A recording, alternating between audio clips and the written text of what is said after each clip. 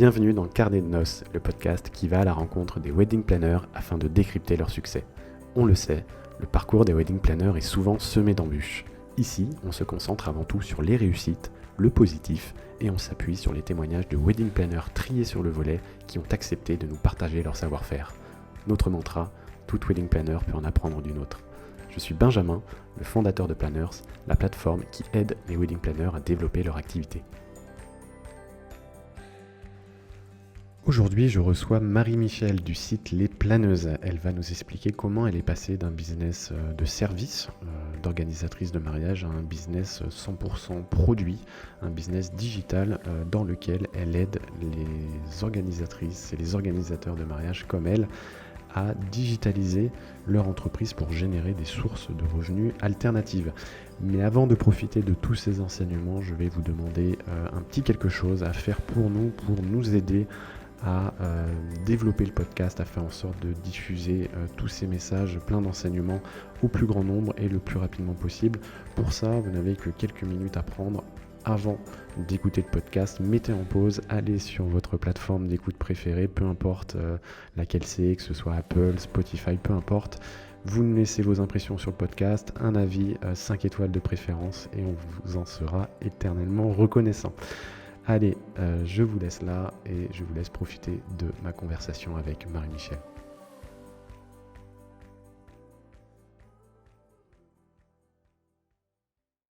Donc toi, Marie-Michel, je suis content de t'avoir déjà parce que tu as une expérience qui va différer de toutes celles qu'on a enregistrées, enfin qu'on a interviewées jusqu'à maintenant et qu'on interviewera, je pense, dans le futur, puisque c'est vrai que la ligne édito, au départ, c'était d'interviewer des wedding planners en activité. Alors, il se trouve que toi, tu n'es plus en activité, mais tu l'as été. Et maintenant, donc, tu es, si j'ai bien compris, coach de wedding planner, mais je vais te laisser te présenter pour tous les auditeurs et les auditrices qui ne te connaissent pas. Bah écoute, déjà merci de m'avoir invité. Je suis contente de m'adresser, déjà de faire ta connaissance et puis de m'adresser à tes auditeurs slash auditrices. Donc moi je m'appelle Marie-Michel, j'ai 27 ans et effectivement comme tu l'as dit, donc j'ai été wedding planner, mais aujourd'hui je suis passée on va dire de l'autre côté de la barrière et j'accompagne les wedding planners dans le développement de leur agence, donc que ce soit en leur apprenant à mieux communiquer en ligne pour trouver des clients ou en poussant un petit peu le bouchon plus loin, en digitalisant leur activité. Donc voilà, je les accompagne dans le développement de leur agence, pour résumer. T'as fait ça pendant combien de temps, organiser des mariages? Je dirais 3 saisons. J'ai fait 3 saisons. Donc ça fait 2 ans si on regarde de date à date, mais en saison ça en fait 3. Et j'ai eu mon dernier mariage ouais, en 2019.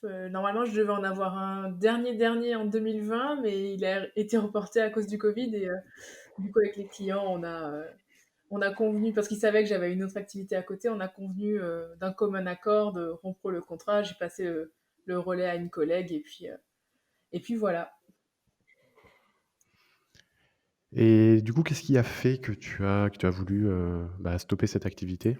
Il y a eu plusieurs choses. Ça a été, on va dire, un concours de circonstances. Alors bon, déjà, il y a eu le fait que je commençais déjà à avoir, comment dire? Je dirais pas en avoir marre, mais c'est un peu ça. C'est-à-dire qu'au début, quand on se lance, on se rend pas forcément compte de tout ce que ça implique, mais au final, le métier de wedding planner, c'est quand même quelque chose qui est très, très prenant. Je pense pas que les gens qui écoutent vont me contredire là-dessus. C'est prenant, À part ceux qui se sont mariés, je pense que ceux qui se sont mariés comprendront tout à fait ce que c'est. Heu, Ceux qui ne l'ont pas fait, ouais, je pense pas, mais ouais, c'est prenant et puis c'est stressant et autant il y a des gens qui arrivent très, très bien à gérer, une vie professionnelle stressante et franchement, je leur tire mon chapeau parce que voilà, mais moi, c'était pas fait pour moi, c'était pas calé avec, la vie que je voulais, j'en venais à somatiser, avoir des symptômes dus au stress donc au bout d'un moment, je me suis dit: «Bon, va peut-être falloir penser à changer deux trois trucs». Et puis, bah, fin 2018 déjà quand j'ai lancé, donc les planeuses. Au début, je comptais continuer à organiser mes mariages à côté et puis, en fait, il s'est avéré que ça m'a beaucoup plu de développer ce site, ce blog, les formations, et cetera. J'ai découvert tout un nouvel univers qui m'a beaucoup plu, qui m'a passionné tout de suite et je me suis dit: «Bon, allez, c'est bon, je vais laisser les mariages et je vais développer cela plus tôt». Donc en fait, ça a été un concours de circonstances qui a fait qu'au final, j'ai plus rapidement que prévu, fait le choix de fermer mon agence. Et donc, tu as pivoté comme ça tout de suite ou tu avais déjà dans l'idée de te lancer, parce que bon, tu l'as pas encore dit, mais en fait, tu es passé en fait d'un business de service à un business plus produit, hein, où tu vendais comme ça de l'organisation de mariage et où là maintenant, sur ton site, mais tu m'en parleras mieux que moi, tu vends donc des formations et un programme pour aider les wedding planners à être plus présents, à se vendre en fait, en ligne. Oui.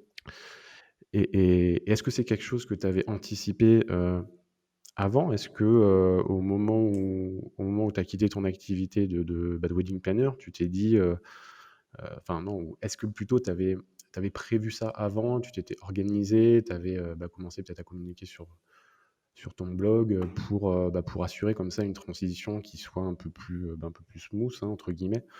Hem, Parce que bon, j'imagine que ça doit pas être non plus, hyper facile à vivre peut-être de sortir d'une activité, où tu as passé quand même 3 saisons à une activité qui est certes dans le même domaine, mais qui est complètement différente au final.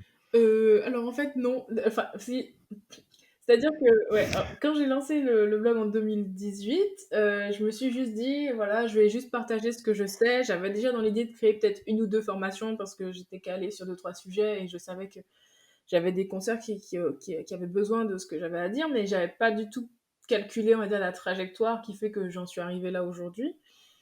C'est venu, au fur et à mesure et c'est vraiment, enfin, je suis quelqu'un, j'écoute beaucoup mon feeling, donc c'est au moment où j'ai décidé d'arrêter, l'activité de wedding planner que là, je me suis dit: «Bon, voilà, comment je développe encore plus pour, faire, le chiffre dont j'ai besoin» et cetera. Et puis faut savoir aussi qu'avant d'être wedding planner, j'étais kiné, donc les transitions «brutales» entre guillemets, ça me fait pas peur du tout.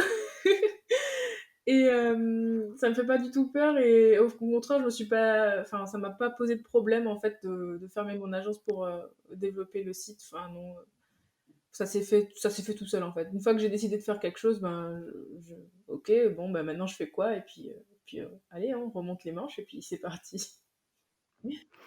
Tu avais déjà toi des capacités ou des facilités avec les outils digitaux? Parce que créer un site, créer des formations, aller se «vendre» entre guillemets en ligne, avec tout ce que ça implique, hein. Il faut vendre avec des mots, avec du texte, il faut être présent un peu partout, et c'est des choses quelque part, c'est pas inné, je pense, mais est-ce que toi, tu penses que tu avais des facilités par rapport à ça? Est-ce que c'est un domaine déjà qui te parlait, même pendant que tu étais wedding planner? Est-ce que tu utilisais beaucoup peut-être, tout ce qui est digital, déjà dans ton métier de wedding planner? Et c'est toutes ces connaissances que tu as, peut-être, utilisées une fois que, tu étais vraiment 100 en ligne?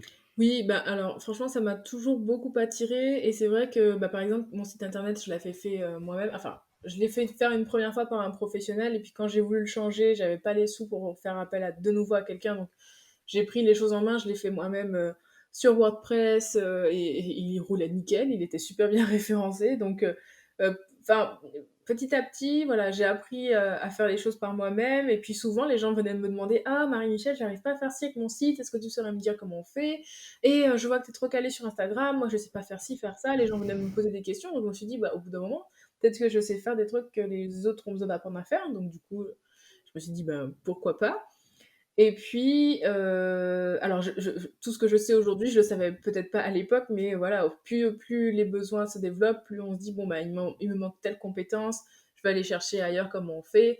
Voilà, il y a beaucoup, beaucoup de logiciels que j'ai découverts depuis que je me suis lancée à 100 dans le digital et je prends toujours plaisir à découvrir de nouveaux outils, à découvrir de nouvelles fonctionnalités et enfin, moi j'adore ça, en fait, donc après je repartage les bons plans à mes clientes.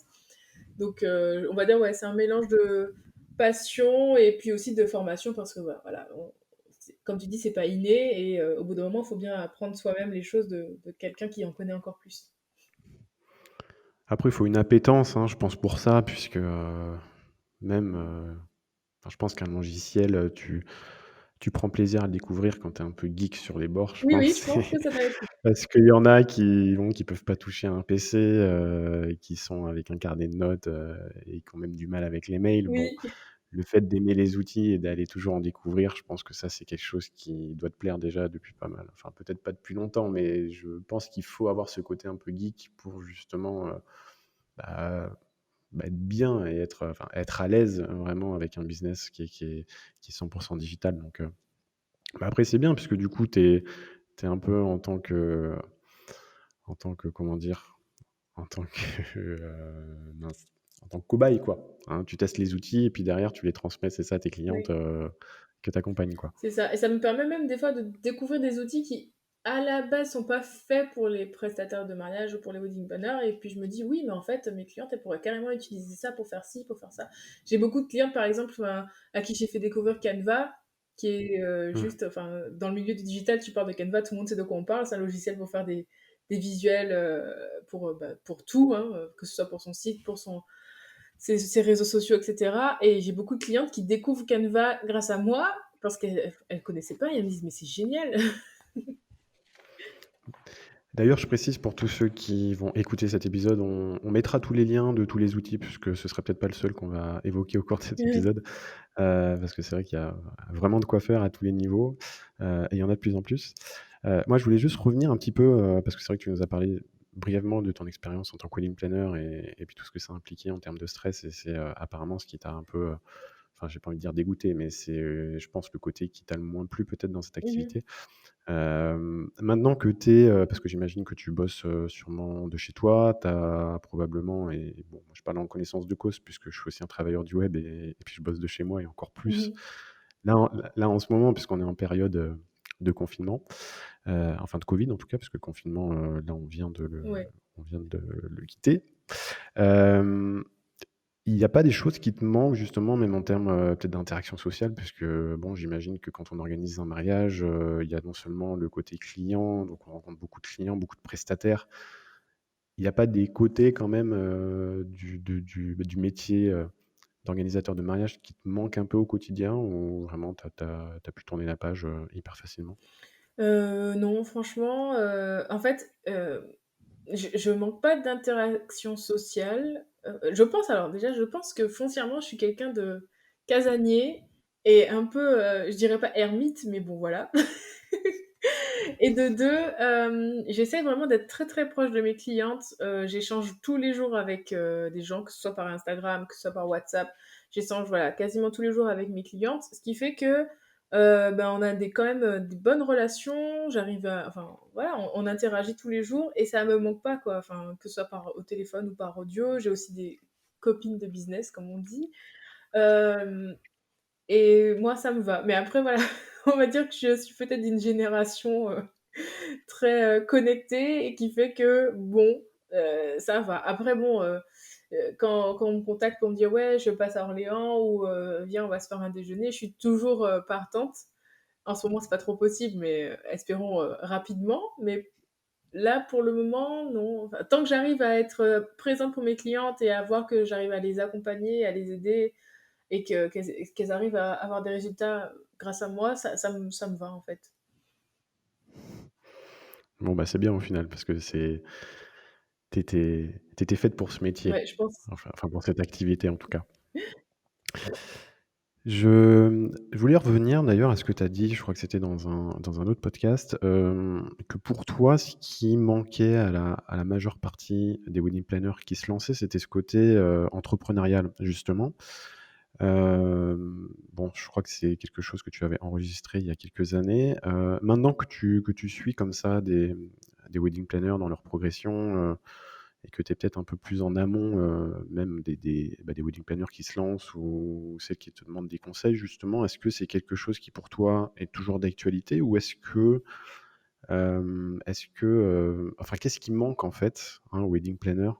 Enfin, quelles sont vraiment les raisons principales qui font que les wedding planners viennent te voir justement? Parce que bon, je pense que les formations et moi je suis tout à fait d'accord avec toi, la plupart des formations doivent très bien apprendre le métier, mais est-ce qu'il y a toujours un manque selon toi ou est-ce que ça s'améliore sur ce côté, un peu plus, gestion d'entreprise, entrepreneuriat, et cetera? Bah, alors après je suis pas, dans chaque, formation donc je vais pas dire, précisément, mais c'est vrai que, ben, même récemment, j'ai encore interrogé des personnes qui disaient que, ça survolait un peu. Après je suis d'accord qu'une formation de wedding planner est pas là pour nous apprendre à être, PDG ou quoi que ce soit. Hem, la plupart des personnes qui viennent me voir, c'est vraiment, surtout ce côté: «OK, maintenant que je suis wedding planner, j'ai ouvert mon entreprise et tout». Alors moi j'apprends pas, les personnes à gérer vraiment, enfin, au côté gestion, on va dire comptable de leur agence ou, gestion d'entreprise vraiment. Mais c'est plutôt, bah, ouais, OK, mais maintenant il faut que je fasse quoi pour trouver des clients? Il y en a beaucoup qui arrivent, sur des sites, de référencement. Mais qu'est-ce que je peux faire de plus? Qu'est-ce que voilà, enfin, parce que des fois ça peut prendre du temps, hein, jusqu'à ce que les premiers clients prennent contact. Donc, qu'est-ce que je peux faire de plus? Et puis, enfin, souvent elles savent bien, par exemple, oui, tout le monde dit qu'il faut être sur Instagram. OK, mais maintenant comment je fais? Et je fais quoi sur Instagram? Je poste quoi? Quand? Comment? Enfin, qu'est-ce qui fonctionne en ce moment? Ce genre de choses.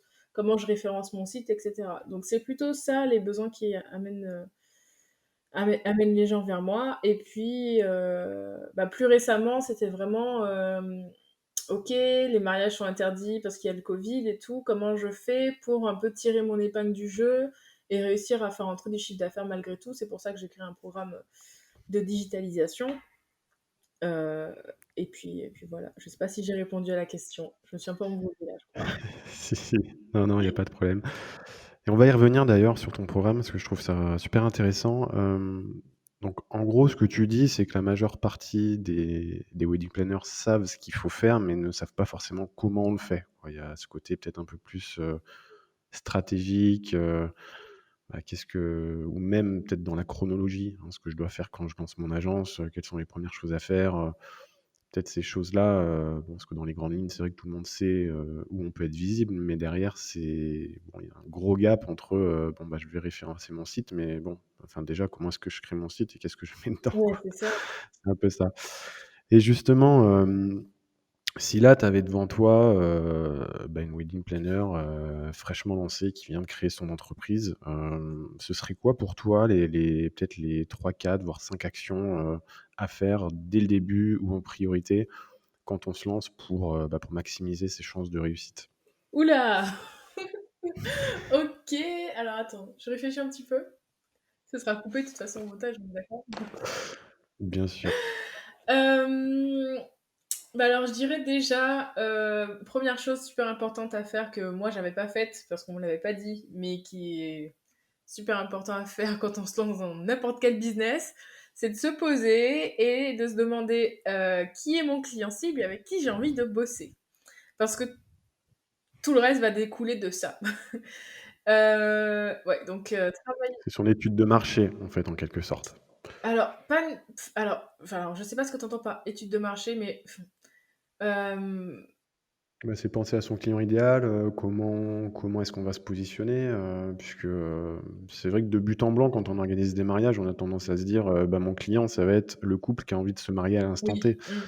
Alors que, bah oui, et d'ailleurs là, le précédent épisode, celui qui sera déjà sorti, au moment où cet épisode sortira, c'était par rapport au mariage, éco-responsable et au final, on se dit: «Bah oui, ça peut être un positionnement, et une niche, en fait, dans la niche du mariage, quoi» et ça, c'est des choses auxquelles on pense pas forcément. On se dit: «Bah, en fait, je vais m'adresser à tout le monde puisque comme ça, j'aurai plus de chances d'avoir des clients» puisqu'au final, le message que je vais diffuser pourra convenir à tout le monde. Alors que ce que les gens pensent pas forcément, c'est que c'est justement une stratégie qui est pas forcément la meilleure puisque, c'est quand tu sais bien à qui tu veux t'adresser, quel type de mariage tu veux organiser, quelque part, que tu as des messages qui entrent vraiment en résonance avec tes prospects et c'est là où ça fonctionne le mieux, quoi. ouais.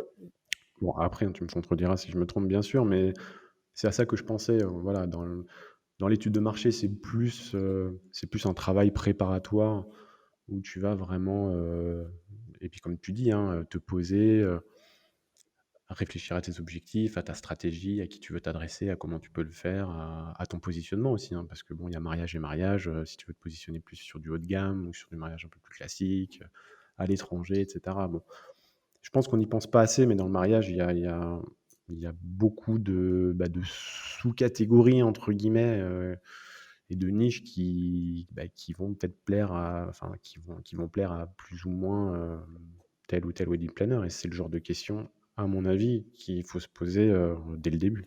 J'ai rien à rajouter. C'est exactement ça. C'est exactement ça. Et tu vois, comme je te disais, moi, quand je me suis lancée, j'ai pas du tout fait tout ce travail-là parce que c'était pas quelque chose sur lequel j'avais été sensibilisée quand j'avais fait ma formation. Donc bon, on apprend hein, après de ses erreurs, mais voilà, le premier conseil, ce serait de faire ça, clairement. Après, bon, je pense que ça, toutes les formations apprennent à le faire. Donc, il y a la construction de son carnet d'adresses, mais moi, comme je me situe plus du côté communication, etc., enfin, clairement, pour moi, faut faire son site internet et puis bosser à fond son référencement dès le début parce que c'est quelque chose qui va prendre du temps à être mis en place. C'est pas le jour où on publie son site et 3 articles de blog qu'on atteint la première page de Google. Donc, pour moi, plus tôt on s'y met, plus il y a des chances que ça apporte des fruits rapidement. En fait, clairement, plus tard on attend et plus tard les résultats viendront, quoi, clairement. Ah oui, non, c'est sûr, le référencement, c'est du long terme et puis c'est aussi, c'est un investissement. Ça, je pense qu'on n'en parle pas assez aussi, mais après, c'est parce que c'est un domaine qui est très peu enfin, qui est très peu compris. Mm.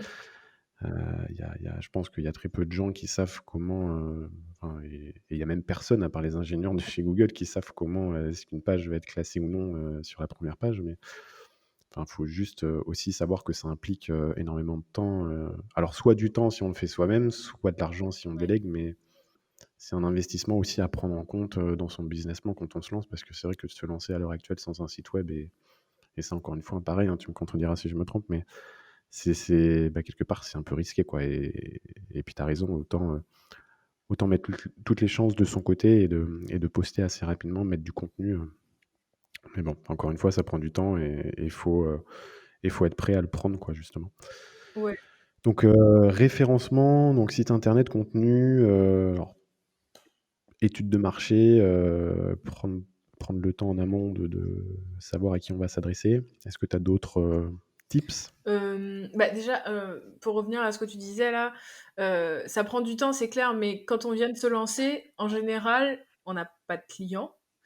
Donc Oui, on c'est a vrai. le temps, je pense, de travailler, les choses qui vont nous prendre du temps, mais qui vont porter des fruits par la suite et qui vont nous permettre d'en attirer. Donc je pense que, ouais, comme tu dis, c'est un investissement en temps, mais qu'il faut faire parce que, bah, après, quand il faut refaire son site ou commencer à poster alors qu'on a déjà 10 clients et qu'on a plein de choses à faire, bon, c'est un peu plus compliqué. C'est pas impossible, mais c'est plus compliqué. Et puis, bah, pour terminer, je dirais, eh bien, forcément, on est en 2020, presque en 2021, les réseaux sociaux. On peut plus trop y couper, selon moi, maintenant. Site internet, c'est clair, c'est indispensable, mais il y a aussi une grosse partie du marché qui se joue sur les réseaux sociaux. Je dirais même encore mieux sur Instagram, mais bon, ça après, ça dépend de la cible qu'on vise, mais pour moi, c'est incontournable de nos jours d'avoir un compte réseau social et d'interagir avec des clients, avec une audience qualifiée sur ces réseaux sociaux. Clairement, je sais pas ce que t'en penses toi, mais Je suis assez d'accord. S'il y en avait qu'un là que tu devais sélectionner, ah moi c'est moi Instagram, ouais. j'imagine que ce serait Instagram, ouais. D'ailleurs, on va faire une parenthèse par rapport à ça. J'ai vu que tu étais, très prolifique sur Instagram, toi-même, pour ta propre activité et notamment en story. Mmh. Est-ce que, parce que pareil, hein, je pense que pour être assez visible sur les réseaux, il faut, aussi être actif. Et pour être actif, faut pouvoir, alors certes, c'est vrai que quand on n'a pas de clients, on a le temps, mais à un moment donné, on va sûrement avoir des clients et il faut être organisé pour justement continuer de poster, que ce soit sur son blog ou sur les réseaux sociaux. Hem, Est-ce que toi, tu as des conseils d'organisation, ne serait-ce que par ta propre expérience, toi, sur les réseaux sociaux? Puisque, bon, comme je l'ai dit, tu as l'air, assez prolifique. Est-ce que tu t'organises spécialement pour ça? Est-ce que tu te donnes des plages, dans la journée ou enfin est-ce que tu as des voilà, est-ce que tu as des méthodes, toi, qui te permettent d'être plus productif pour, poster plus, mieux, et sans forcément prendre trop de temps? Bah, je dirais la première chose, c'est déjà de se poser et de faire un «planning» entre guillemets. Il faut savoir, bon OK, j'ai décidé de m'investir sur Instagram, très bien. Je vais poster, très bien, mais je vais poster tous les jours. Est-ce que je vais poster, 3 fois par semaine? Est-ce que je vais poster 2 fois par semaine? Une fois qu'on a une fréquence, voilà, avec une ligne éditoriale, de quoi je vais parler et cetera. Bon, très bien, ça me fait admettons, je poste 3 fois par semaine, bon, ça me fait 12 posts, par mois. Et ben enfin, moi personnellement, j'aime bien me prendre la journée du lundi, enfin alors c'est pas toute la journée, hein, mais j'ai un créneau dans ma journée du lundi où je planifie tous les posts de la semaine. Mais on pourrait très bien aussi décider que voilà, tous les premiers lundis du mois, je planifie tous mes posts du mois. J'en ai 12 à écrire. Au final, quand on regarde comme ça, 12 posts, c'est pas énorme. Et je planifie mes 12 posts d'un coup et avec des outils comme Planoly, par exemple, on peut les programmer et ils se postent automatiquement et c'est déjà ça en moins, c'est déjà une épine dans le pied en moins. Concernant les stories, donc voilà, organisation, planification, pour moi, c'est juste la base et puis le batching, donc c'est le fait, voilà, de regrouper les Oui, le tâches batching. qui se ressemblent entre elles. Si je crée 10 posts à la suite, mon cerveau, il reste concentré sur cette tâche-là, je les fais tous à la suite et comme ça, je suis tranquille pour un petit moment, quoi. Et puis, concernant les stories, alors, il y a des moyens de les planifier, de les poster à l'avance. Moi, j'utilise beaucoup ça quand je suis dans une stratégie de lancement particulière pour vendre un produit, etc. Sinon, j'aime beaucoup faire ça en mode spontané. Donc, D'accord, donc t'as pas de stratégie, tu prends ton téléphone, quand tu es dans le mood et puis tu fais ta story, quoi. oui, voilà, c'est ça. Alors, des fois, je me montre pas tous les jours, hein. Des fois, juste une photo suffit hein, pour montrer aux gens qu'on est là. On n'est pas toujours obligé d'être en vidéo. Mais par contre, ouais, le conseil que je donnerais, ce serait vraiment de se montrer parce que les gens ont besoin de voir qui est derrière l'entreprise. C'est ça qui va permettre de créer du lien avec l'audience et qui va séduire des potentiels futurs clients. Donc moi je lui dis tout le temps à mes clientes, montrez-vous, n'hésitez pas. Souvent on a peur du Mmh. regard des autres, mais au final les gens ils aiment bien voir des vrais humains leur parler. Donc on se montre, on parle et voilà, du moment que ce qu'on a à dire est... Ça humanise la relation, ouais. Non, mais c'est clair. Ouais, voilà.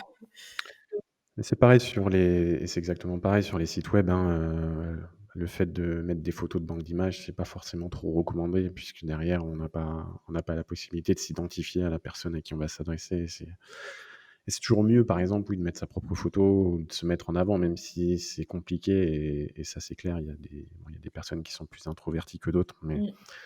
je pense que le jeu en vaut la chandelle, hein. Tu as tout à fait raison, parce que même la manière dont on va s'exprimer, bah, il y a des gens à qui ça va beaucoup plus parler que d'autres et puis quelque part, en plus, généralement, on attire les gens, et les clients qui nous ressemblent donc bah, le fait de se mettre en avant, je pense que c'est aussi bénéfique pour ça puisque ça fait aussi le tri entre, bah, les clients qui nous auraient potentiellement contactés, si on n'avait pas «montré notre tête» entre guillemets, mais ça aurait peut-être pas été les bons et le fait de se montrer, alors certes, on a peut-être, enfin, ça fait plus le tri, mais au moins, et encore une fois, là, c'est mon avis, mais je pense qu'on attire vraiment les gens qui nous ressemblent et puis derrière, bon, on prend logiquement un peu plus de plaisir à travailler avec ces personnes-là plutôt qu'avec d'autres. Ouais, tout à fait. Hem Du coup, OK, donc ça, c'était pour toi, pour ton organisation. On a parlé donc des réseaux sociaux, du référencement. Est-ce que tu pensais à autre chose, sinon pour vraiment démarrer son activité du bon pied, avec les bons outils, avec les bonnes méthodes? Il y a certainement d'autres choses à faire peut-être hors ligne, mais moi mais moi, je vais rester du côté digital. Oui, en plus, surtout qu'en ce moment, on peut pas trop, Ouais, donc non, je vais dire, franchement, si une wedding qui démarre, elle démarre déjà sur ça, je pense qu'elle est déjà sur la très, très bonne voie et même sur les chapeaux de roue parce qu'il y en a plein qui n'y sont pas encore, tu vois? Donc moi, j'ai encore des personnes qui découvrent en suivant mes contenus que, ouais, il faudrait écrire des articles de blog pour référencer leur site et cetera. Donc déjà ça, c'est déjà pas mal. hem, donc là, comme on l'a dit, et à l'heure où on enregistre cet épisode, on est encore en pleine période, Covid. J'imagine que toi, ça a dû entraîner un coup de boost, non, pour ton activité? Sachant que, bah, là, les wedding planners, même celles qui avaient des clients, elles se retrouvent à avoir forcément, plus de temps et j'imagine que c'est le moment aussi bah, d'essayer d'aller chercher des sources de revenus, annexes, hein, quand on peut plus organiser de mariage et qu'on est wedding planner, j'imagine que ça doit être très compliqué. Alors on en a parlé déjà avec les précédentes invités. Toi, je pense que tu es encore mieux placé pour en parler puisque, j'imagine que tu as dû avoir plus de demandes, hein, de la part de tes clientes par rapport à ça, hein, des demandes de tes clientes qui voulaient peut-être, bah, c'est ça, aller chercher des sources de revenus autres que, purement du service. Qu'est-ce que tu peux nous dire par rapport à ça? Est-ce que vraiment toi, tu vu un effet de basculement, depuis le début du covid? Est-ce que toi, au final, tu as pu, surfer sur la vague du covid et puis profiter, hein, des événements pour ton propre J'aime pas business? trop cette façon de dire parce que c'est pas profiter, mais c'est juste que Bah, après, il faut se dire qu'il y aura toujours des gagnants et des perdants. En l'occurrence, là, c'est vrai que c'est une période bah, qui est la pire qui soit, hein, pour l'événementiel, pour la restauration et cetera. Heu, Toi, quelque part, alors je vais pas parler de chance, mais tu es, je pense, dans un secteur d'activité qui alors, j'ai pas envie de te devancer, mais de but en blanc, on pourrait penser que, bah, le fait qu'on soit dans cette période-là, c'est plus bénéfique pour toi, en tout cas, que, bah, pour celles qui organisent des mariages. Ça, je pense que tu me oui, contrediras pas là-dessus. empiriquement, oui. Et donc du coup, est-ce que vraiment tu as vu, enfin, tu vu un gap? Est-ce que tu as vu plus de personnes s'intéresser à ça depuis le covid? Ou est-ce que tu penses que c'est vraiment dans la lignée de ta croissance et du fait que, bah, tu es de plus en plus visible et que, bah, fondamentalement tu vas vendre, plus de prestations, au fil du temps? Alors oui, bah, déjà au premier confinement, j'ai eu un gros boom au niveau de mes formations parce que, bah, en fait, les personnes se sont dit: «Bon, on est confinés, il y a rien à faire, on est à la maison, bah, si je profitais de ce temps-là pour apprendre de nouvelles compétences et puis améliorer un peu mon business». Parce que c'est vrai que quand on est lancé, quand on est dans le rush, en fait, on pense beaucoup à les clients, les clients, les clients, les clients et puis la communication, elle prend un petit coup. On pense, vite fait comme ça à faire deux trois petits trucs, mais souvent c'est un peu la partie qu'on a tendance à délaisser. Donc là, elles se sont dit: «Bon, bah, écoute, tant qu'à faire, je vais me former». Donc c'est vrai, au premier confinement, j'ai eu un gros boom là-dessus. Et puis, bah, oui, comme tu dis, j'ai eu, pas mal de personnes, qui étaient très intéressées, alors, moi, j'ai un programme Digitalise ton wedding biz pour apprendre aux wedding planners à digitaliser leur activité, c'est-à-dire à vendre leurs services en ligne. Mais j'en ai vu d'autres se lancer, même sans passer par moi, entre guillemets. Enfin, j'en ai vu d'autres se lancer parce que tout le monde a senti plus ou moins que, enfin plus ou moins, que les personnes qui arrivaient à tirer leur épingle du jeu, c'était les personnes qui digitalisaient. Mais il n'y a pas que au niveau des wedding planners, hein. La moindre boutique de vêtements au centre-ville s'est rendue tout de suite compte que, avec ne serait-ce qu'un click and collect, continuait à rentrer du chiffre, alors que si on avait juste quelque chose de physique, on ne pouvait plus. Donc oui, et je pense que je veux pas trop m'avancer, mais je pense que même après le Covid, ça pourra toujours être quelque chose qui serait intéressant parce que, bah, au final, alors, une activité digitale, quand elle est bien pensée, c'est une activité qu'on peut réussir à, on dit scaler, c'est-à-dire que là où je vais vendre une organisation de mariage qui va me prendre 70 heures à faire pour, je sais pas moi, je dis 3 000 €. Je peux vendre un coaching mariage, même si ça me fait 3 heures de travail, mais je peux le vendre quand même à un prix qui va faire que ça va être plus rentable et je vais pouvoir peut-être en vendre plus que mes organisations de mariage. Parce que tôt ou tard, si je fais que des prestations de 70 heures, tôt ou tard dans l'année, j'ai que 24 heures par jour, donc je vais être bloquée au bout d'un moment. Donc, ouais, je pense que ça a un bel avenir. Et puis c'est la crise du Covid qui nous a permis de voir un petit peu cette opportunité, quoi. Oui, va y avoir, hein, sûrement un changement d'état d'esprit. Surtout, c'est vrai, dans ces professions qui se rendent compte qu'elles sont à risque puisque, bah, en plus, c'est une crise qu'on n'avait pas vu venir et jamais, je pense, il y a encore, 1 an, on aurait pu, imaginer qu'on en serait là C'est aujourd'hui. sûr. Et puis, bah, c'est vrai que tu as raison, hein, sur sur le fait que vendre comme ça des produits en ligne, et puis c'est vrai que tu parlais de scale, au final, c'est passer à l'échelle en français. C'est le fait de se dire, bah, que je vende, que je vende, une formation, 10 formations en ligne, moi, ça va pas me donner plus de travail, mais au final, je peux en vendre, de manière, presque, illimitée, en fait. Mmh. Donc c'est vrai qu'il y a un c'est le genre de c'est le genre de moyen, de source de revenus qui peut être hyper attractive. Après, c'est vrai que hem, j'ai aussi des clients, moi, qui étaient dans la formation en ligne, et c'est vrai qu'il y a eu un boom, hein, au niveau du covid, et puis c'est vrai, hein, dans tous les secteurs d'activité, puisque, bah, il y a beaucoup de gens qui étaient chez eux au chômage et qui en ont profité, bah, pour, pour acheter des Mmh mh. formations. Maintenant, j'aimerais qu'on revienne, spécifiquement, sur, sur ce que peut faire un wedding planner, puisque, c'est vrai qu'on parle de formation en ligne, mais est-ce qu'un wedding planner peut proposer des formations en ligne? Qu'est-ce que toi, d'ailleurs, qu'est-ce que tu recommanderais à une wedding planner qui, là, demain, voudrait se lancer et digitaliser, hein, son wedding biz, comme tu dis? Quels sont pour toi les deux, trois sources de revenus annexes, hein, les produits, «scalables» entre guillemets, les plus adaptés, pour un business d'organisation de mariage? En vrai, il y a toutes sortes on peut créer toutes sortes d'offres, en fait, parce qu'il y a, j'ai l'habitude de dire, c'est un peu comme quand tu vas au McDo, que tu commandes un McFlurry, tu vois? Tu as ta glace, tu as ton topping et puis tu as ton petit coulis. Donc tu vas d'abord décider: «OK, est-ce que c'est une prestation que je vends en une fois ou est-ce que c'est un suivi sur plusieurs mois ou peut-être que c'est, une offre à abonnement?» Voilà.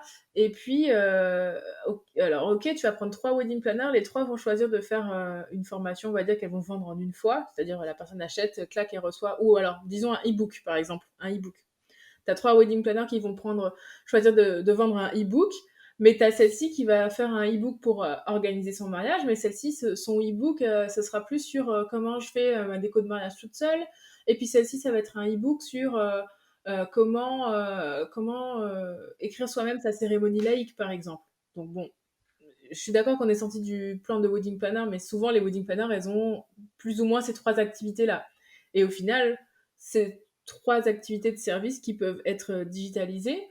Et, euh, et en fait, chacune peut venir un peu comme ça, construire son McFlurry. Et celle-ci va peut-être rajouter un coaching individuel à côté pour accompagner les clients, même s'ils ont acheté le e-book. Celle-ci va pas le mettre. Enfin, il y a vraiment toutes sortes de possibilités à créer. Et puis chacune va avoir aussi ses spécificités parce que celle-ci, elle est spécialisée dans les mariages éco-responsables, comme tu en parlais tout à l'heure. Ben, elle peut très bien décider de créer, entre guillemets, une formation. J'aime pas dire formation parce que ça fait très professionnel, alors que les mariés, bon, c'est des particuliers, ils iront pas acheter une formation pour se marier. Mais On peut parler de masterclass ouais, voilà. peut-être? C'est un peu plus à la C'est ça, mode. donc celle-ci, elle peut créer une masterclass sur comment, organiser son mariage éco-responsable, et l'autre, elle va faire peut-être une masterclass beaucoup plus généraliste qui va parler à tout le monde. Encore une fois, on en revient, à la cible client. Et puis celle-ci peut encore créer une masterclass sur comment organiser son mariage, je sais pas moi, aux Seychelles. Enfin, tu vois? Il y a plein de possibilités qui, qui dépendent que de la personne, en fait, qui s'y met, et de son expertise et de ce qu'elle a envie d'apporter, aux personnes, en fait, aux clients. Et en fait, si je devais résumer, c'est en fait proposer des produits, digitaux à destination des mariés qui veulent se marier, seuls, sans l'aide d'un wedding planner. Au final, c'est ça qui serait le plus adapté quand on organise des mariages, et ce qui peut paraître, tout à fait pertinent, puisque, même si le métier de wedding planner, ça se démocratise de plus en plus en France, je pense qu'on est encore loin des chiffres américains où je crois que c'est 8 personnes sur 10 qui se marient avec une wedding planner ou un wedding planner. Nous, en France, je ne sais pas où on en est actuellement, mais on doit encore en être un petit peu loin. Donc, c'est vrai qu'il y a tout un potentiel sûrement, client pour les couples, qui veulent prendre des raccourcis, c'est vrai, avec un coaching ou avec un e-book, qui va à l'essentiel, et avec des conseils, par exemple. Non, j'imagine que c'est ce genre de produits qui sont les plus publicités, parmi tes clientes? Oui, alors oui, c'est ça, c'est-à-dire que alors produit ou service, parce qu'il y en a aussi qui vont décider, de créer, par exemple, un programme, de coaching où il y aura, je sais pas moi, 5 séances de consultation, tu sais, via Zoom, par exemple, avec un couple. Alors c'est pas tout à fait du produit digital dans le sens où c'est pas du one shot, quoi. C'est vraiment du suivi. Ça demande quand même du travail à côté, mais on est quand même pas sur les 70 heures de boulot qu'il faut, pour organiser un mariage de A à Z.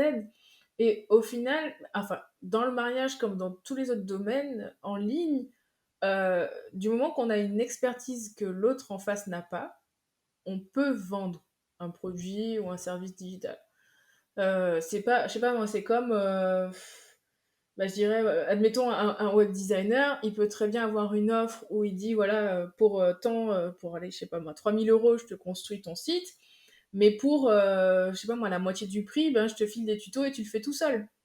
Et ça va forcément parler à deux cibles clients différents parce qu'il y a le client qui n'a pas envie de se prendre la tête et qui va tout déléguer et qui a les moyens, mais il y a peut-être aussi le client qui a envie de mettre les mains dans le cambouis, qui n'a pas forcément les moyens de se payer le full service et qui va prendre la formule intermédiaire. J'ai donné l'exemple du web designer, je ne sais pas si c'est très bien, très bien choisi, mais C'est hyper si, si. Si, si, c'est hyper pertinent. voilà. Oui, non, mais c'est vrai qu'on a tendance à oublier quand on sait quelque chose, d'ailleurs, on a souvent tendance à penser qu'on en sait moins que la réalité et puis il y a toujours ce syndrome de l'imposteur chez les entrepreneurs qui est assez développé, où on pense qu'on n'est pas légitime à apprendre des choses aux autres. Mais c'est vrai qu'on a tous une expertise qu'on peut mettre en avant et puis quelque part qu'on peut vendre. Et puis c'est vrai que je pense qu'on a aussi tendance à sous-estimer le nombre de clients potentiels à qui on peut vendre ce qu'on a à vendre. Et c'est vrai qu'il y aura de toute façon toujours celui, ou même il y aura même celui qui va peut-être acheter l'e-book, qui va se rendre compte que c'est un peu compliqué, un peu trop compliqué pour lui et qu'il n'a pas le temps et qui du coup va passer sur l'offre supérieure et qui va acheter le coaching. Et j'imagine que ça a d'ailleurs dû être le cas aussi pour toi, où tu t'es peut-être adressé à des clientes qui voulaient juste prendre une formation et puis qui se sont rendues compte, ah ouais, en fait, poster sur Instagram comme ça, 15 fois par semaine, c'est un peu trop lourd pour moi. Donc, bon, même si toi, je sais pas si tu proposes ce genre de Non, enfin, ce genre de prestation, mais enfin, je veux dire, c'est valable aussi ça c'est vrai, hein, c'est ça. dans tous les domaines où tu auras toujours celui qui va prendre le plus petit produit d'abord et puis qui va finir, soit par tout acheter ou soit par se rendre compte que c'est un peu trop compliqué et puis finalement qui va déléguer, heu, entièrement la prestation. Oui, voilà, bah, tout à fait. Et bah, ça arrive aussi des fois que un client vient voir à la wedding planner, oui, bon, je voudrais juste une coordination jour J, parce qu'on va organiser nous-mêmes, et puis en milieu de chemin, il se rend compte qu'il n'arrive pas du tout à organiser tout seul son mariage, et puis il va finir avec un forfait plus élevé, parce que la wedding planner va prendre le relais derrière de l'organisation de mariage, en plus de la coordination jour J qui était initialement prévue. Donc, Ouais, ça, c'est ce qu'on appelle l'upsell, c'est hein, c'est ça, proposer un produit un petit peu plus cher. Enfin, oui, c'est proposer un produit qui est complémentaire, plus cher au produit qu'on a, initialement vendu. Ça marche bien aussi en ligne. Hem, je vois et j'ai cru comprendre qu'avant tu vendais et on va revenir, hein, sur ton offre à toi. Toi, au début, j'ai l'impression que tu vendais que des formations à l'unité et puis, alors je ne sais pas depuis combien de temps, mais j'ai l'impression que tu ne vends plus que ton abonnement, que ta formule à abonnement, Digitalise ton wedding biz. Est-ce que c'est le cas ou est-ce que je me trompe complètement? oui, alors, Digitalist ton wedding list, c'est pas mon offre à abonnement. Mon offre à abonnement, c'est l'Académie des Wonder Planneuses, mais c'est bien ça, t'as compris. En fait, avant, j'avais 4 formations que je vendais à l'unité, mais je me suis rendu compte, d'une part, que souvent les clientes venaient me voir en me disant: «Oui, j'aimerais bien faire les formations, mais j'ai pas trop le budget, laquelle il faut que je fasse en priorité, quoi?» Et bon, moi, ça m'embêtait parce que au final, les 4, si j'ai créé les 4, c'est qu'elles ont besoin des 4. Donc, pour moi, une stratégie peut pas être complète si on mise tout. Enfin, tu vois, je peux pas juste dire je mise tout sur les SEO et puis je suis pas du tout sur les réseaux et puis je mets pas du tout en place une stratégie pour essayer de capter du trafic. Ou alors je peux pas dire je mets tout sur Instagram et puis à côté mon site il est vraiment pourri, il est pas du tout référencé. Enfin, pour moi en fait c'est comment on dit c'est C'est les formations qui devaient venir en voilà, pack, ça quoi. c'est ça. Tu devais tout Et vendre, c'est ouais. vrai que début 2019 j'avais déjà commencé à le vendre plutôt en pack. Et après, je me suis dit pourquoi je ferais pas un membership, donc une offre à abonnement, parce que comme ça m'a permis de diminuer le prix et de le rendre un peu plus accessible à toutes, parce que c'est vraiment, comme je te disais, pour moi, c'est vraiment les trucs qu'il faut faire dès que tu démarres, donc ça le rend un peu plus accessible à toutes. Ça me permet, moi, d'accompagner les clientes sur du plus long terme, parce que voilà, qu'on a un groupe Facebook, et donc du coup, chaque mois, il y a une formation qui se débloque, donc on peut avancer comme ça. Et puis, ouais, moi je me suis. Au final, elles savaient plus à choisir en fait. Elles avaient tout en un et ça me plaît assez. Donc je sais pas si ça va rester comme ça. Peut-être qu'un de ces 4, je le vendrai plus ou je sais pas. Mais pour l'instant, je trouve que c'est pas mal. Et si je t'ai posé la question d'ailleurs, c'est parce que pour moi, c'est les formules abonnement. Alors, je pense qu'en termes de rentabilité, ça peut être mieux que de vendre à l'unité aussi, hein, parce qu'il y a aussi ces notions de business qu'il faut prendre en compte. La particularité aussi d'un abonnement, c'est que tu vas, entre guillemets, forcer les gens à renouveler tous les mois. Et donc, il y a une. Enfin, je pense que la principale problématique, c'est de faire en sorte que les gens restent, hein, et que les gens euh, restent dans ton programme à abonnement au fil du temps. C'est la grosse difficulté. En plus, toi, ça te rend. Enfin, c'est souvent signe aussi d'un travail supplémentaire à faire tous les mois. Euh, c'est quoi, toi, tes recommandations, justement, pour faire en sorte que les gens restent le plus longtemps possible dans une formule abonnement? Parce que sur le papier, c'est vrai que enfin, je pense que c'est le meilleur, hein, d'ailleurs. C'est pas pour rien que la plupart des grosses boîtes, les Netflix et compagnie proposent des abonnements. Euh, donc oui, c'est que ça marche vraiment bien. Après, quand tu vends de la formation, alors même si c'est peut-être pas des formations, c'est des masterclass, mais bon, quand tu vends ce genre de produits digitaux, la grosse difficulté, c'est ça, c'est de se dire, et c'est vrai que toi, tu as dit que tes formations, c'était bien de les prendre tous ensemble parce que ça traite vraiment de tout le spectre de ce qu'il faut connaître quand on lance son activité. Mais moi, j'aurais envie aussi de te challenger et de te dire que dans tous tes prospects, tu en as aussi peut-être sûrement qui ont des connaissances peut-être sur les réseaux sociaux, mais qui en ont beaucoup moins sur une autre thématique et qui seraient peut-être euh, et qui préféreraient en fait prendre qu'une seule formation parce qu'il n'y a qu'une seule formation qui les intéresse. Donc on peut aussi prendre cet angle-là. Toi, tu as choisi l'angle de l'abonnement, du coup, et c'est pour ça que je voulais savoir vraiment si la transition avait été facile, ce que tu faisais aussi, justement, pour parer à ça et pour faire en sorte que tes clients restent le plus longtemps possible abonnés. Alors, déjà, ce qu'il faut savoir, c'est que avant d'avoir donc ce programme-là à abonnement, j'en avais déjà un premier. C'était une ébauche, on va dire, du programme actuel. Je l'avais appelé programme VIP. Et à côté, j'avais mon pack de formation. Et en fait, j'ai fusionné les deux pour avoir le meilleur des deux. C'est-à-dire que maintenant, dans mon membership, tu as les formations, mais tu as aussi le groupe Facebook. Tous les mois, je poste des modèles de posts Instagram que les filles peuvent utiliser, personnaliser et réutiliser sur leur compte. Et puis, on a des lives, on a même des masterclass avec des personnes qui interviennent de l'extérieur pour leur apporter des choses en plus. Donc, je pousse à fond l'expérience client et je pousse à fond en fait, déjà, il y a 5 formations qui se débloquent sur 5 mois. Donc, je pars du principe que quand la personne s'abonne, elle reste minimum pour 5 mois pour avoir les 5 formations. Et, euh, et à la fin, de toute façon, c'est son engagement, donc elle est toujours libre de partir, même avant les 5 mois. Mais je fais en sorte de garder le groupe attractif, de garder le contenu attractif et de leur offrir une expérience client qui leur donne envie de rester. J'ai des clientes qui m'ont dit, hein, quand j'ai demandé pourquoi vous êtes venue, qu'est-ce que ça vous apporte, il y en a qui m'ont dit, moi je me suis inscrite pour toi en fait. Donc ça fait très plaisir à entendre, mais en même temps je me dis, bah il y a un potentiel. Et, l'autre chose que je voulais dire, c'était que. Et ouais, j'entends ce que tu dis, hein, qu'il y a peut-être des gens qui auraient préféré acheter à l'unité. Mais déjà, quand c'était à l'unité, il y en a qui achetaient pas forcément, tu vois. Voilà, ils achetaient une et puis pas le reste.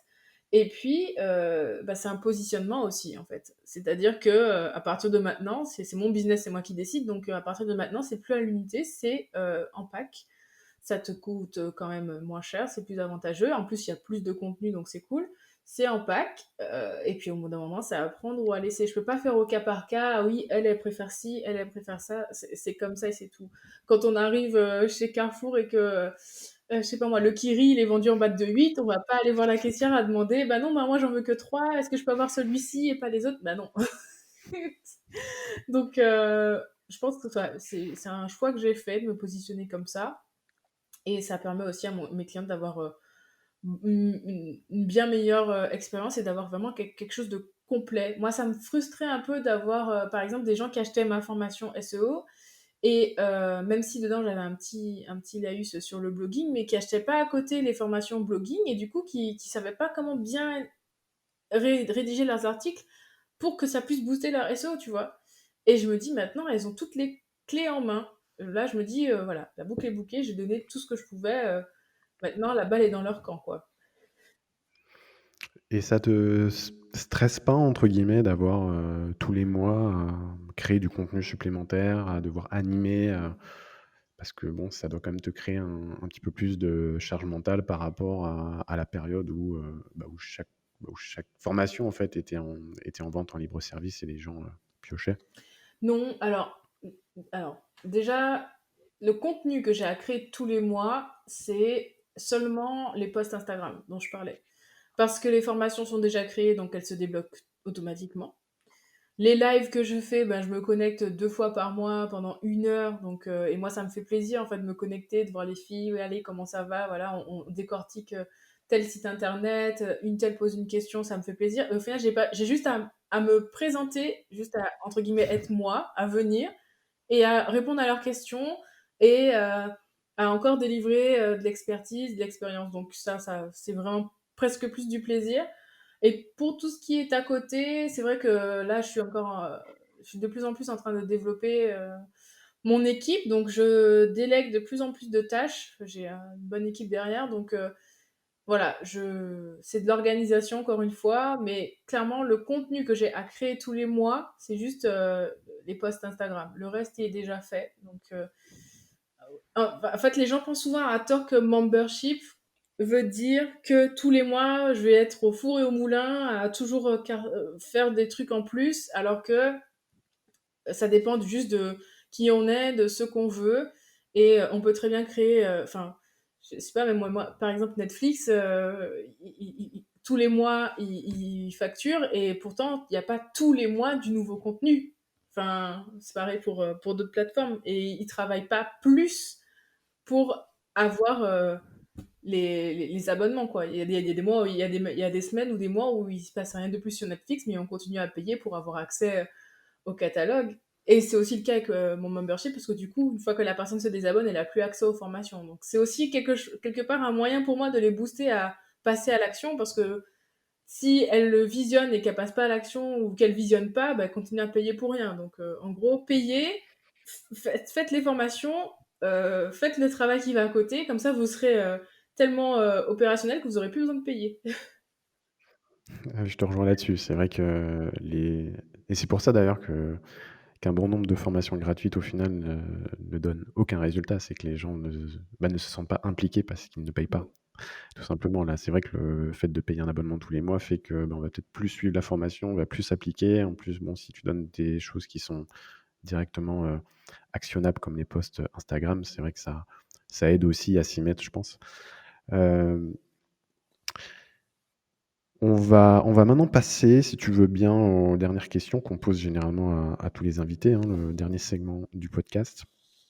Il y en a une que j'aime bien et qui serait en fait, que si tu devais revenir, et on va revenir je pense, au moment où tu t'es lancé en tant que wedding planner et que tu pouvais te donner, un conseil à l'oreille, qu'est-ce que tu te dirais? Mmh. En fait, s'il y avait vraiment une chose, qui me fait dire que je regrette pas d'avoir arrêté d'être wedding planner, c'est que je me sens maintenant beaucoup plus maîtresse de mon temps et de ma vie. Et je pense que si je devais me donner un conseil, ce serait de plus poser des limites. Quand on se lance dans un business, surtout, on se dit: «Il faut que j'y sois à fond», on travaille le week-end, on travaille le soir jusqu'à pas d'heure parce qu'on veut que ça marche et tout. Et des fois, c'est juste une manière de plus de s'épuiser.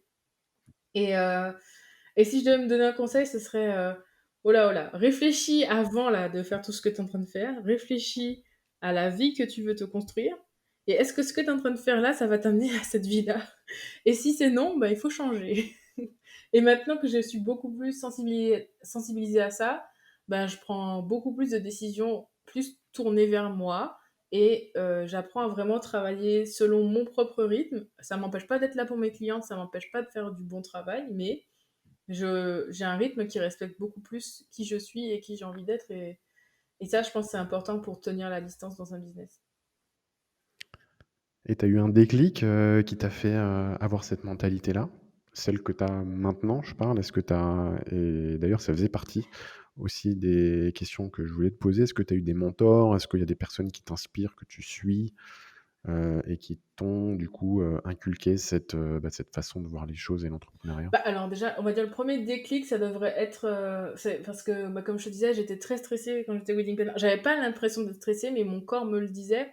Sur les 3 saisons de mariage que j'ai fait, il y en a quand même 2 où j'ai fait des poussées, de plaques d'urticaire sur tout le haut du corps et les médecins m'ont clairement dit que c'était à cause du stress. La première année, je me suis dit: «Bon, peut-être», je sais pas. Je me suis dit: «C'est peut-être une allergie, en fait». Et quand c'est revenu une deuxième année, je me suis dit: «Quand même, il faudrait peut-être t'en inquiéter». Et la troisième année, enfin, et cette année, du coup, j'avais pas de mariage et j'ai rien eu, donc je me suis dit, ça devait quand même être ça. Et puis, c'est vrai que, ben, en m'étant lancée en ligne, j'ai commencé à suivre beaucoup de coachs beaucoup plus avancés que moi, notamment, il y en a une qui est très.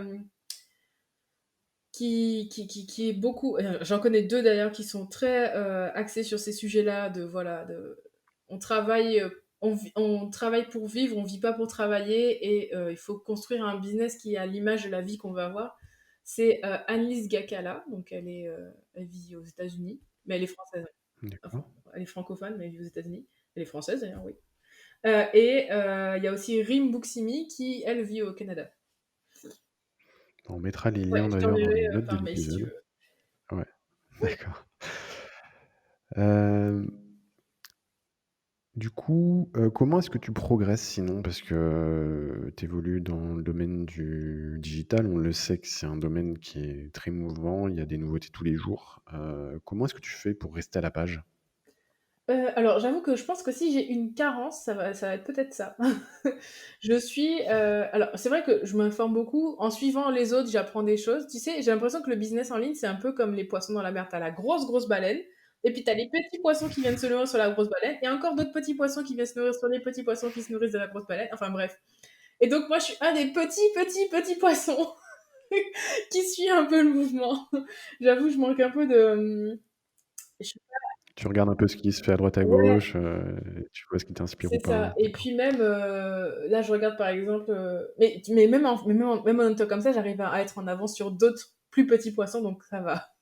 Mon job, c'est juste d'être une étape avant mes clientes, tu vois. Je suis pas là. C'est ce que tu as dit, c'est ce que tu as dit. Il faut juste que tu en saches un tout petit peu plus que tes clientes et il y a Et pas de c'est ça. problème. Donc je suis Il y pas a là pas de pour problème. être Dieu et tout savoir. Je suis là juste pour savoir ce dont mes clientes ont besoin. Donc, comme pour l'instant, voilà, je me suis pas encore retrouvée au pied du mur à être complètement prise au dépourvu. Et puis, le truc aussi, c'est que j'ai envie de dire, des fois, on n'est même pas obligé d'être 10 ans en avance parce que.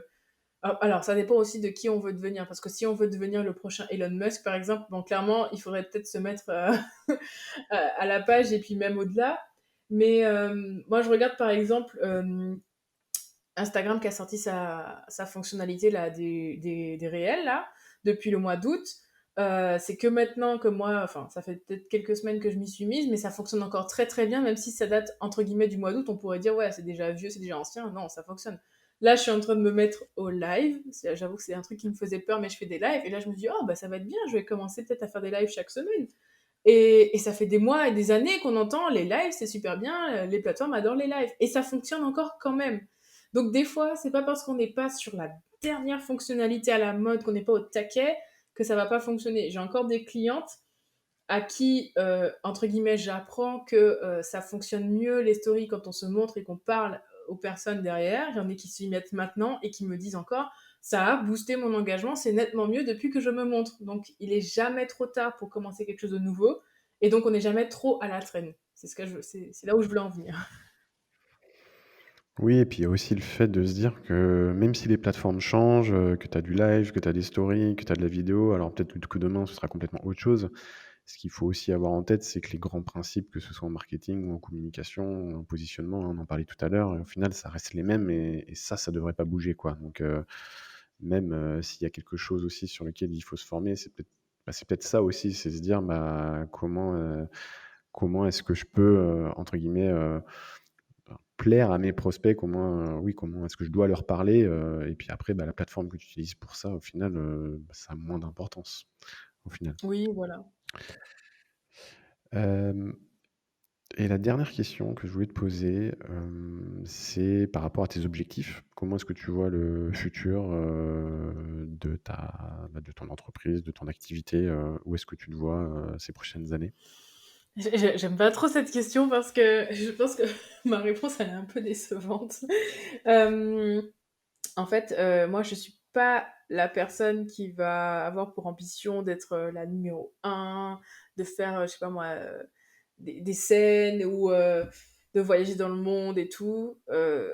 Comme je t'ai dit, je suis casanière et j'aime bien, voilà, mon petit bureau chez moi, aider mes petites clientes gentiment et Bah, après, il y a pas de bons et de mauvais objectifs, hein. C'est ceux qui sont alignés avec ce que tu ouais, veux. ouais, mais des fois enfin, souvent, quand on interroge quelqu'un, on s'attend à ce qu'ils disent: «Ouais, demain matin, je vais être maître du monde» ou je sais pas quoi Ouais. et là, tu vois, je vais pas du tout faire rêver les auditeurs et auditrices parce que moi, j'arrive pas à me projeter, aussi loin. Bah, tu vois, comme je disais, j'ai 27 ans, j'ai déjà changé, plusieurs fois de métier. Je suis pas quelqu'un qui se projette sur du si long terme, en tout cas professionnellement.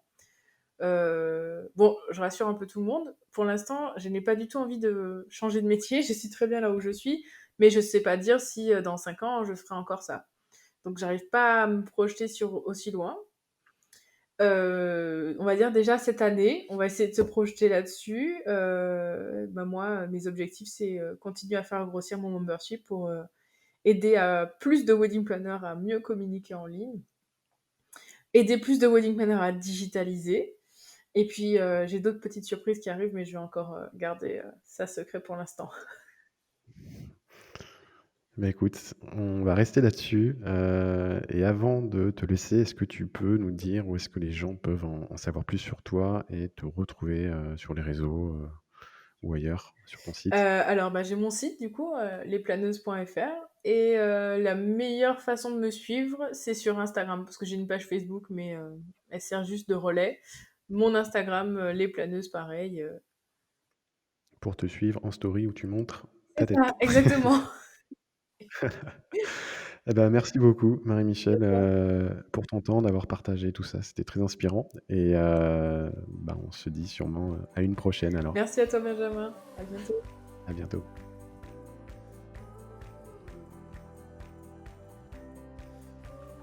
C'est la fin de cet épisode. Merci de l'avoir suivi jusqu'au bout. Si vous avez passé un bon moment, aidez-nous à faire connaître le podcast en le partageant autour de vous et en nous mettant une note sur votre plateforme d'écoute préférée. Avant de vous laisser, n'oubliez pas que si vous êtes wedding planner et que vous voulez développer votre activité, foncez vous inscrire gratuitement sur planners.fr. Ciao et à très vite pour un prochain épisode.